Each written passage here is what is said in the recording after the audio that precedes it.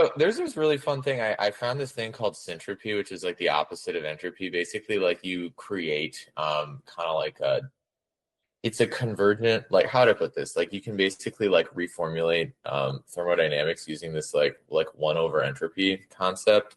And it's really cool because you can actually like it gives you closed form solutions for certain, I guess you could say like stable trajectories in a chaotic system. I don't know, but yeah, basically like in the case where you have a system with zero entropy or like a reversible computing network, you can basically create like a modulation function in order to like map like some kind of like higher dimensional partial differential equation, like something we use for like modeling like engines, like just really crazy shit, like how how SpaceX is putting that rocket down and landing it, they use these equations to basically find certain like rotating solutions that sort of like, they sort of orbit and then they sort of like, how this rocket will sort of fall probabilistically down correctly with like a 99% probability. You basically like create this whole space and then it like, sort of rolls through the space like a ball throughout kind of like a rolly surface.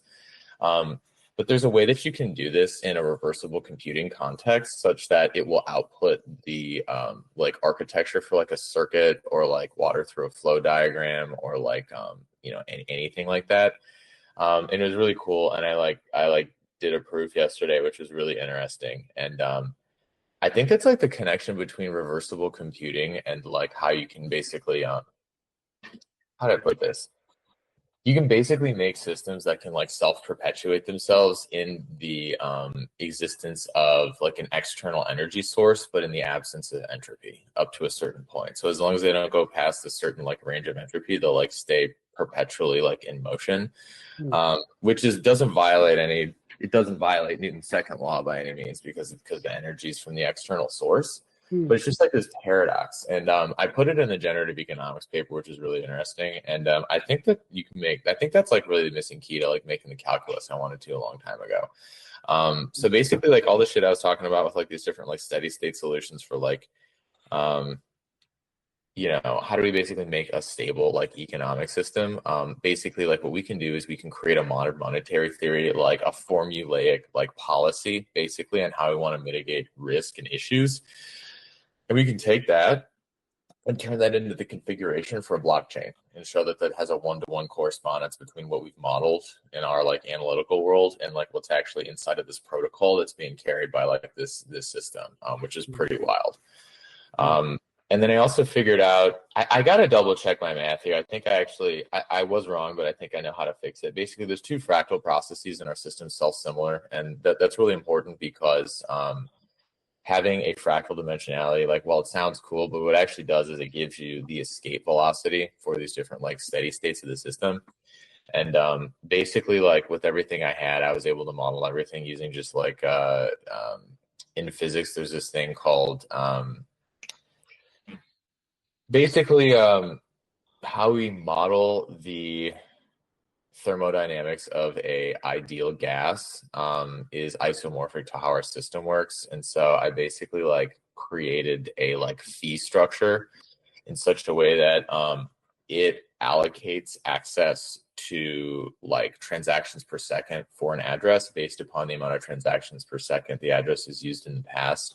And it gives it a quantifiable like a fixed structural like amount it can pay to get past that like band in such a way that it doesn't cause excess back pressure. Everything is normalized. So this is the thing Lee was trying to figure out, like with gas fees and all this stuff, and I posted that in general, and it's just a multiplication of a few different matrices.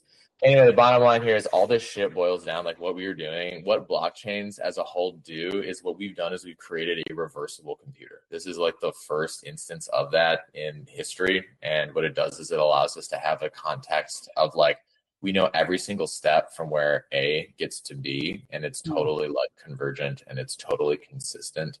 And it has these like weird properties. So that's really cool. I set everything up for what I need to like prove, like to show that this calculus I'm making has its like corresponding fundamental theorem of calculus, where this, I don't know.